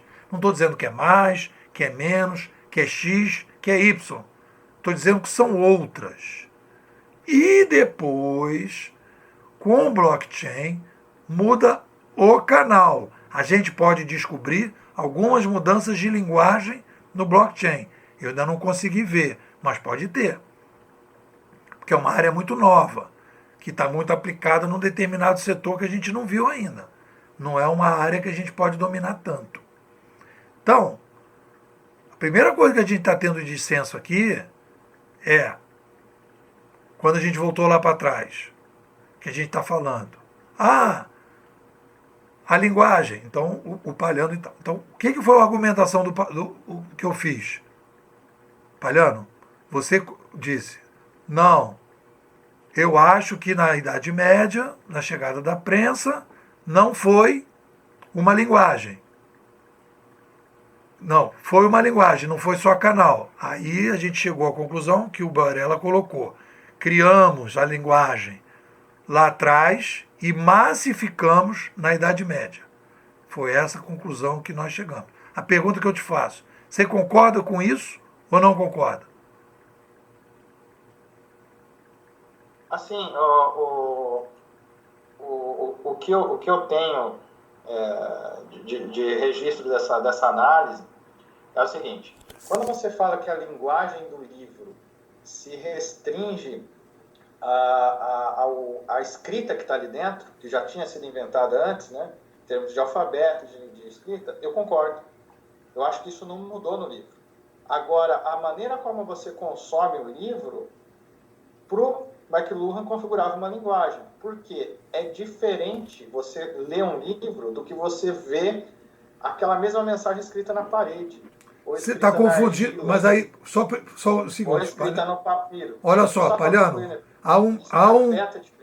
olha só, aqui nós estamos falando, e aí nós estamos entrando aqui numa discussão, dentro do nosso método de entendimento, nós estamos vivendo um desalinhamento de informação. Não é um dissenso. Porque o que eu estou entendendo como linguagem, você está entendendo como mensagem. Alguma coisa parecida. Nós não podemos confundir. É um outro conceito. E a gente vai ter que fazer esse alinhamento. Porque olha só. Quando a gente fala de mensagem, a mensagem que o livro passa e o impacto que o livro tem na sociedade é o impacto da mensagem do livro, do que o McLuhan poderia chamar da mensagem. Né? O meio é a mensagem, é aquilo que ele influencia. O que a gente está fazendo é diferente, a gente dividiu o meio em dois. Então a gente não pode confundir linguagem com mensagem. Mensagem é uma coisa, linguagem é outra. Então a gente está fazendo uma coisa pós-McLuhan. Por isso que eu digo, esquece o McLuhan. Nós estamos falando, o meio tem duas partes. Eu entendi. Para mim ficou claro. Eu vou dar uma revisada na bibliografia do McLuhan nesses pontos para ver se eu acho alguma coisa lá que diga algo diferente. Do contrário, eu concordo contigo. Eu acho que existe essa separação e que a prensa, se você entender que o livro é o aspecto da forma como você consome ele e essa diferença não configura uma linguagem, aí eu concordo. Acho que o livro, então, é um novo canal e a linguagem continua sendo a escrita. Aí tudo bem. E aí mas eu volto nisso aí outra hora. Vai no que o Borella falou. Eu acho que é interessante o que o Borella falou. Nós criamos a linguagem escrita e um canal manuscrito e massificamos a linguagem escrita com a prensa, massificamos, mas criamos lá atrás. Por isso que eu digo, a mensagem, aí eu estou entendendo o nosso dissenso, para a gente poder consensuar, a mensagem do livro impresso foi forte, porque ele trouxe e massificou o canal e a linguagem. Só que o que há de novo na prensa é só o canal. A linguagem já vinha antes, só que ela não era massificada. Aí você poderia dizer o seguinte, que o impacto canal e linguagem só foi sentido na humanidade a partir da prensa, que a escrita era restrita. Aí eu concordo. Mas não podemos dizer que a linguagem foi criada na prensa, porque senão a gente estaria falhando. O argumento é o impacto do formato do livro, entende? Assim, a escrita em papiro, em codex, ela já existia antes. Só que assim, o formato, por exemplo, para você dar uma pessoa que nunca viu um livro na vida, e só que ela sempre usou papiro, você precisa explicar para ela como é que é o processo de ler um livro, senão ela não sabe. Isso é canal. Ela não entende que tem uma sequência ali, tem uma metodologia. O livro é canal. Isso. Essa metodologia para ler o livro te impacta profundamente também. Ok. Independente se isso é massificado ou não. Isso a massificação é uma característica que vai impactar. A internet massificou, sim, mas ela tem outros efeitos, não é só a massificação. O livro massificou? Também massificou. Daí o McLuhan conclui, o livro individualiza as pessoas, a internet coletiviza, a TV coletiviza. É outro efeito. Na tua análise, seria o efeito do canal. Então, é importante ter em mente que a linguagem transforma, mas o canal também. E, às vezes, o canal transforma mais. Mas, olha só, o Palhano o transforma de um determinado jeito. Se a gente for ver na narrativa, eu estou falando o tempo todo do canal. E o que a gente está discutindo aqui é justamente o impacto que o canal blockchain vai ter. E é essa grande mudança que a gente está fazendo na análise do digital. A gente pegou a ideia do canal e da linguagem, e aí a gente analisa digitalização, mudança de canal, mesma linguagem. Uberização. A minha ressalva final, só para a gente andar com isso. A minha ressalva final, não limitem o impacto do canal à massificação. Não é só isso. Bom, então isso é outro debate. Isso é outro debate. E olha só, há um desalinhamento de informação aí. Porque na narrativa isso não está colocado. Está colocado várias coisas sobre o canal, que não é só massificação. Está se colocando lá o contato à distância, a quebra de tempo e lugar. Essa é a questão central do novo canal da digitalização. A quebra de tempo e lugar. Não é massificação. É quebra de tempo e lugar. É essa a discussão da digitalização. Da mesma maneira do livro, quebra de tempo e lugar. Agora, existe uma abordagem do McLuhan que você coloca, que eu acho que para a antropologia da sobrevivência não é o foco principal, que é da subjetividade do indivíduo a partir do contato com a nova mídia, que é a mudança da plástica cerebral. Aí a gente tem uma outra abordagem que eu não estou fazendo no livro. Eu acho que sim, é por aí mesmo. Só que assim, quando você olha para isso, você enxerga a narrativa de forma diferente sobre vários aspectos. Quando você não olha para isso, aí você não vê esse tipo de coisa emergir, entende? É analisar o canal com um pouco mais de detalhes. Eu acho que é mais por aí. Não, porque olha só, eu, por exemplo, no debate da política, no livro da política, quando eu vou analisar, por exemplo, a maneira que os jovens fizeram as manifestações de 2013, eu vou trazer o McLuhan exatamente nesse aspecto. Porque ali há uma mudança da forma de se fazer manifestação. Não foi só de convocar a manifestação. Cada um levar o seu cartaz tem a ver com essa mudança de plástica cerebral. Mas é uma aplicação muito específica desse aspecto. E aí que eu digo, o McLuhan trabalhava com antropologia cognitiva. Então ele pensava comunicação, mudanças subjetivas do ser humano. Nós estamos trabalhando com a antropologia da sobrevivência. Então, o nosso perfil principal é o que muda na sobrevivência a partir disso. São coisas mais objetivas do que subjetivas. Mas vamos quebrar isso. Renato, o que você está achando desse papo aí? Eu estou achando que tem muita informação, que tem que pautar isso como se fosse bullet point. Eu já estou meio perdido já. Borella, o que tu me diz? Achei ótimo. Acho que a gente convergiu até para o que a gente precisa responder para o blockchain. Eu acho que o Rodrigo, o Palhano, trouxe uma dimensão. Eu concordo contigo, a gente não tratou essa dimensão, a gente deu até meio as granted. A gente fala, ó, o cara vai ter que fazer uma replastificação cerebral para lidar com o novo, né? Porque o canal e a linguagem exigem ele ajustar essa plástica, né? Então a gente olhou se nasce, a gente olhou se massifica, né? E agora o que ele trouxe de bacana é o seguinte: tá, veio um canal novo. Esse canal ele vai ter um impacto, ele tem um impacto. Agora o canal traz consigo uma linguagem nova ou ele massifica uma antiga, né? E pode ser, eu até acho que é o caso do blockchain, ele massifica uma antiga e traz uma nova. Só que como a gente nem massificou a antiga, a gente não enxergou a nova.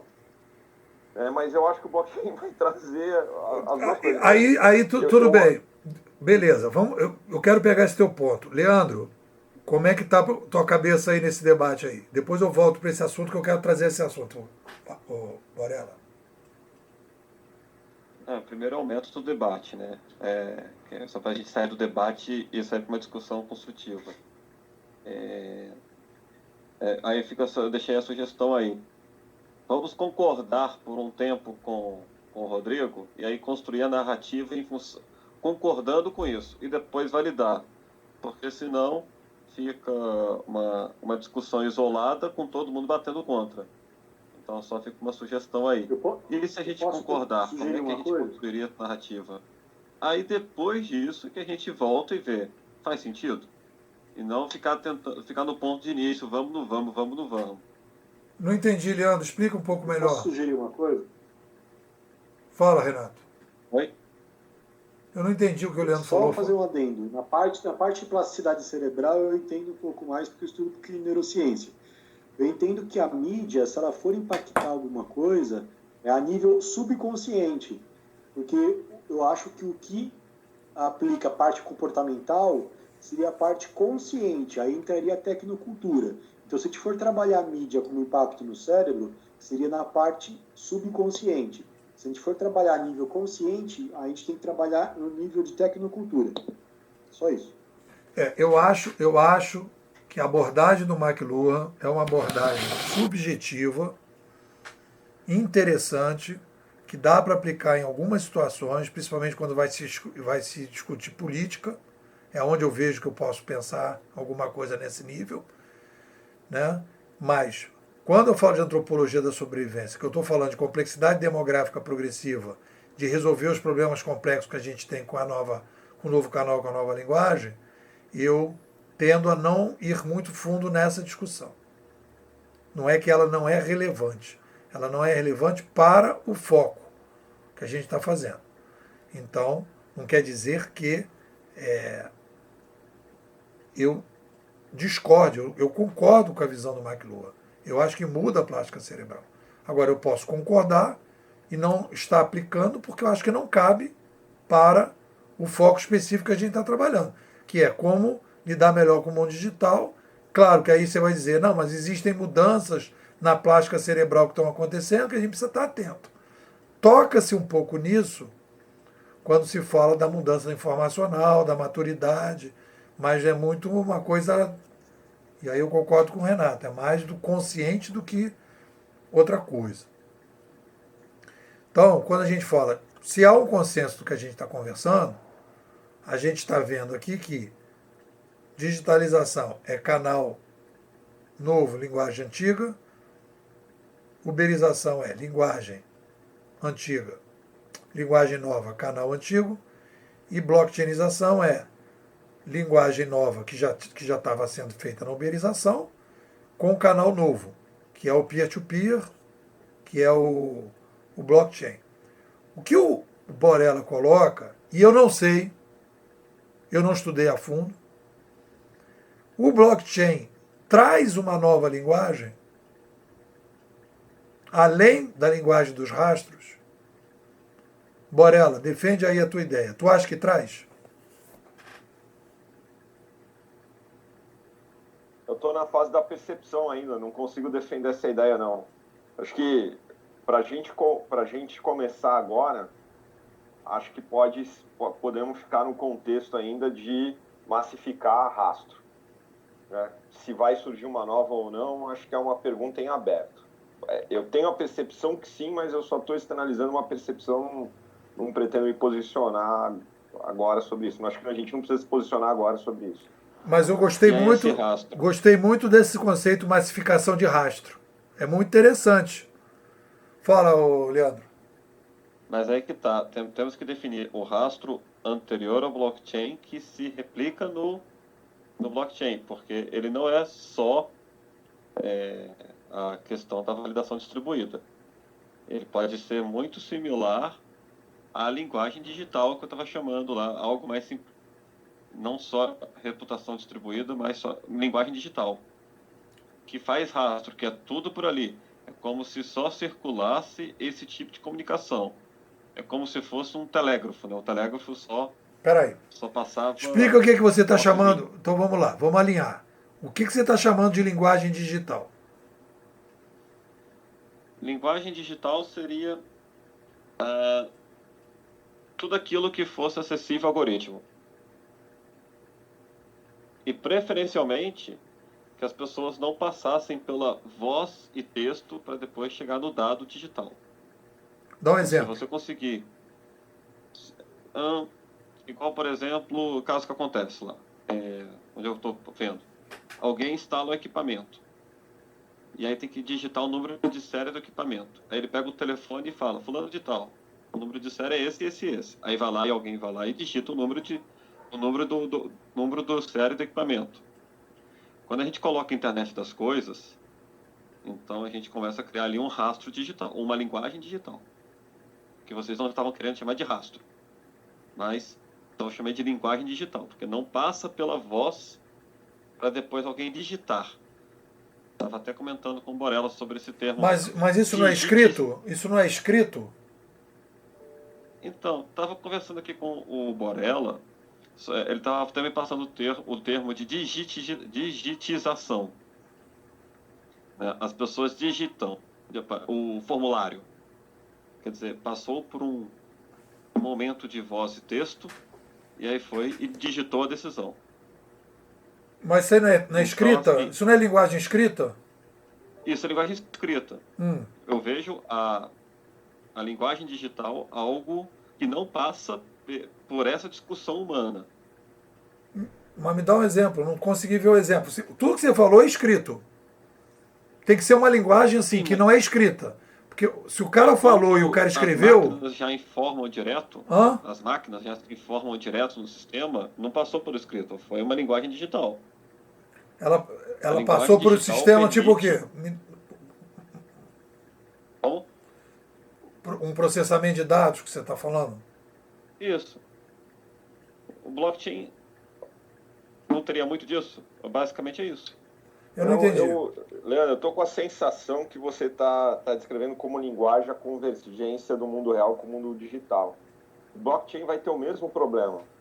Tem uma hora que tem o nascimento do dado, né? Você quer que tenha uma sincronia entre o que acontece no mundo real e com a informação que está no mundo digital. O blockchain ele não resolve isso, ele vai ter que ter um input, né? Qual é esse input? No IoT é moleza, é o sensor, é o dado de pressão, é o dado de temperatura. Agora, como é que você avisa, como é que você transforma em dado em tempo real, por exemplo, que você está com febre, né? É um sensor, só que você tem que aceitar colocar o relógio, o relógio tem que estar plugado no Bluetooth do celular, o celular tem que estar plugado no Bluetooth na internet, no Wi-Fi ou na rede.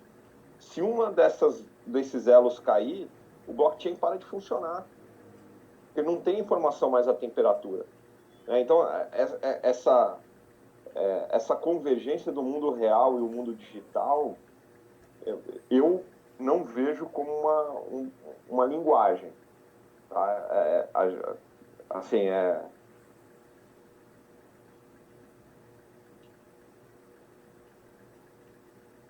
Eu também não consigo ver, não. Eu vou tentar dar um exemplo, então. Fala aí. Ajudar aí. Não sei se eu entendi o que o Bruno falou também, mas estou chutando um exemplo aqui do que eu peguei. Vocês acham que dinheiro é uma linguagem ou não? Não. Uma linguagem, ela tem que permitir troca entre as pessoas, de informação, de valor, de se comunicar, de trocar. Do contrário, não precisa de linguagem para nada, você fica autocontido, né? Agora, se você pegar, então, e analisar como o dinheiro funciona entre as pessoas, independente se ele é impresso, se ele é digital, se ele é desenhado, se ele é rabiscado, se ele é pesado, não importa. Ele favorece as trocas. Eu vou dizer, talvez seja a maior linguagem da humanidade, porque ela é uniforme, todo mundo entende. Se eu chegar no aeroporto lá em, sei lá, Xangai, e quiser comprar um óculos que está numa vitrine lá, não preciso falar chinês. Eu só preciso ir na vitrine, pegar o óculos, ver quanto custa e pagar pelo meu celular, ou pagar no caixa, sem falar com a mulher. Se eu entrego $20 para ela, ela entende que eu estou pagando. Então, para mim, nesse sentido, ele é uma linguagem. Dentro do blockchain, ele também pode ser uma linguagem. O blockchain o Bitcoin, por exemplo, pode ter essa propriedade também. Então, às vezes a gente fecha o conceito de linguagem em coisas escritas e não sei o quê. E a linguagem, a gente tem que entender que é algo que serve para se comunicar, de todas as formas que for possível. Então ela ganha um senso mais amplo. Olha só, o que eu vejo aí é o seguinte: o dinheiro não é uma linguagem. O dinheiro impresso é um canal. A linguagem são os números. Então a gente teria que fazer um debate sobre a linguagem dos números. Porque o dinheiro impresso. Peso, né? Como você número pode ser o que for, né? O número é uma maneira de você representar aquilo. Mas o que o dinheiro comunica não está representado no alfabeto. Aí você volta, olha só, Palhano, você está voltando para a confusão. Linguagem, canal e mensagem. A gente já esclareceu isso lá. Você voltou para o mesmo ponto. O que você chama de mensagem, nós estamos falando que é linguagem. Aí nós estamos confundindo. O dinheiro, como conceito, que é o canal, moeda. Moeda de ouro, moeda de cobre. Aquilo é o canal. O número que está impresso na moeda 50 é a linguagem, é o que você está dizendo. Quanto vale aquilo? É aquilo que você interpreta do canal. E aí você está dizendo, o dinheiro, a moeda, número, que é a linguagem, e o canal tem uma mensagem que todo mundo entende. A mensagem é a junção do canal com a linguagem. Então, quando você diz o dinheiro é uma linguagem, eu estou dizendo, o dinheiro pode ser uma mensagem, que é a ideia do McLuhan. Só que essa mensagem é dividida em duas partes. Uma parte hardware e uma parte software. A parte hardware é o impresso, é o que foi cunhado na moeda. Né? A hardware é o que você consegue tocar. E o que é a linguagem? É um número. Se não tiver o número, você não sabe o que vale aquele dinheiro. Uma moeda sem nada em cima, né, pode valer assim, como se fosse o peso. Aí você vai ter que transformar em número. Você vai botar numa balança, vai transformar em número e vai dizer pesa tanto. Vai transformar aquilo em número. Para não precisar fazer isso, você cunhou o número em cima da moeda. Então, a gente voltou para a discussão. Mensagem é uma coisa, que é mensagem é aquilo que a linguagem mais o canal representam para a sociedade. É o que você está chamando de mensagem. Eu vou até anotar isso para a gente poder depois trabalhar melhor essa ideia da mensagem. Mas não vamos chamar. Nós fizemos uma reinterpretação da escola canadense. Dividimos por uma necessidade. Um pouquinho de sair, tá? Tá bom. Tchau, tchau. Valeu. Vamos fechar também. Já estamos aqui avançados, né? Bom, gente, eu acho que a gente avançou bem. Vou fazer o resumo que eu vejo dessa reunião. Quando a gente fala de blockchain. A gente consensuou a coisa que eu acho mais importante da análise que a gente está fazendo da revolução. Que é, a gente reinterpretou os canadenses, separou, e aí que o Palhano está trazendo, né? A mensagem, a gente conseguiu decupar a coisa aqui dizendo que a mensagem de um canal, de uma mídia, a mensagem da mídia é dividida em duas partes, canal e linguagem. E a gente viu que canal tem um efeito na sociedade, nós não estamos minimizando esse efeito, nós estamos analisando o tipo de efeito que faz, e a linguagem tem um outro efeito, e a gente está colocando esse efeito.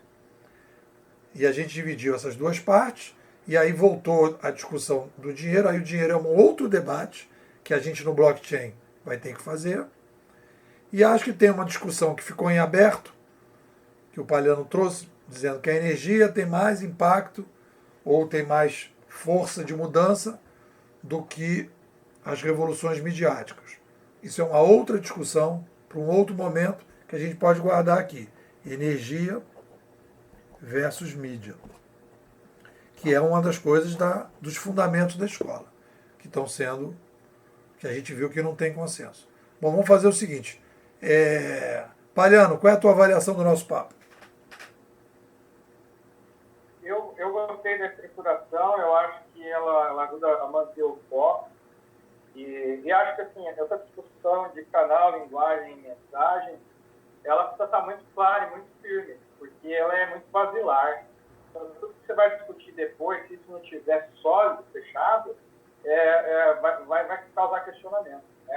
gente está entrando no blockchain, aí tem que voltar na prensa e coisas do tipo.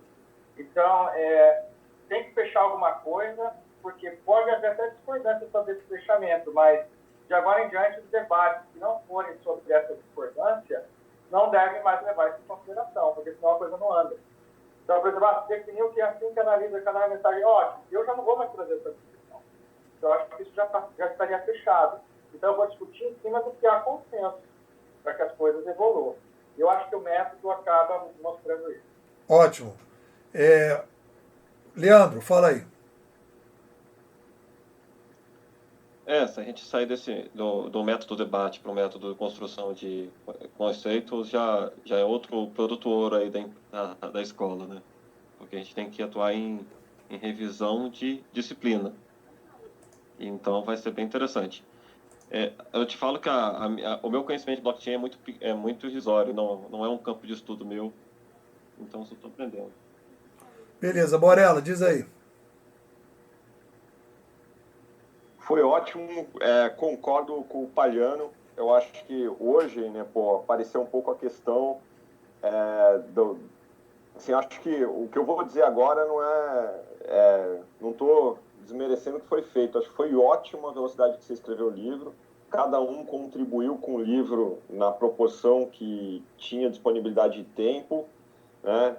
Era fundamental, foi excelente.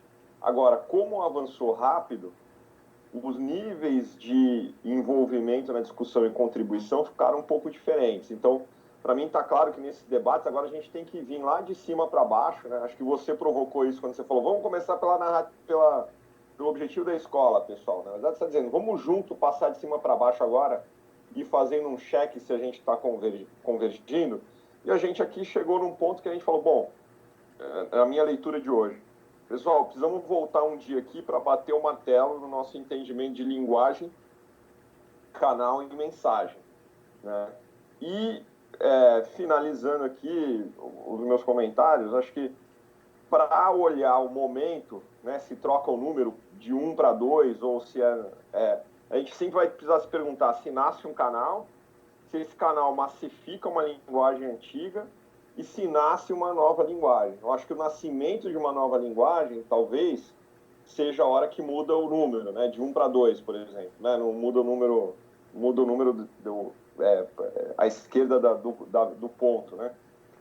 Mas isso é o que eu fiquei daqui de hoje e a gente tem que marcar, concordo com o Palhano, um outro momento ou um mecanismo para a gente convergir nessa questão aí para poder seguir descendo nos conceitos. Eu sei o comentário do Leandro de que a gente tem que focar em construir conceitos, né? Eu acho que essa construção em alguns casos, vai ser um amadurecimento dos conceitos. Acho que e aí isso conecta com aquilo do começo de fazer as perguntas que permitem construir. Quais são as perguntas que a gente respondeu para construir esse conceito? E aí a gente vai criando amarração. Eu acho que foi positivo, eu acho que a gente tem que praticar o método, eu acho que a gente já começou a praticar o método, que eu acho que é exatamente isso. Eu vou fazer os desenhozinhos, né? O primeiro passo é, o que diz a narrativa? Há um alinhamento informacional em relação ao que diz a narrativa? Há um alinhamento informacional, né? Beleza. A partir desse alinhamento informacional, há consensos e quais são os dissensos? E aí a gente vai construindo os dissensos e a gente foi trabalhando esses dissensos. Chegamos, inclusive, à ideia de que uma coisa é linguagem, outra coisa é canal, outra coisa é mensagem. São 3 coisas diferentes que a gente estava embolando. E aí, a partir daí, a gente consegue analisar, de repente, o blockchain com mais facilidade. Acho que foi rápido, realmente o livro foi escrito rápido, e acho que a gente vai ter. Está tudo gravado, eu vou botar disponível para os bimodais sêniors, para o pessoal do CIV 20 e para o pessoal do CIV operacional. E aí eu acho que a galera vai ouvir e a gente dissemina essas discussões e aí, com isso a gente vai amadurecendo a galera toda. É isso aí, galera. Obrigado. Boa noite para todo mundo. E a gente continua a nossa briga aí. Valeu?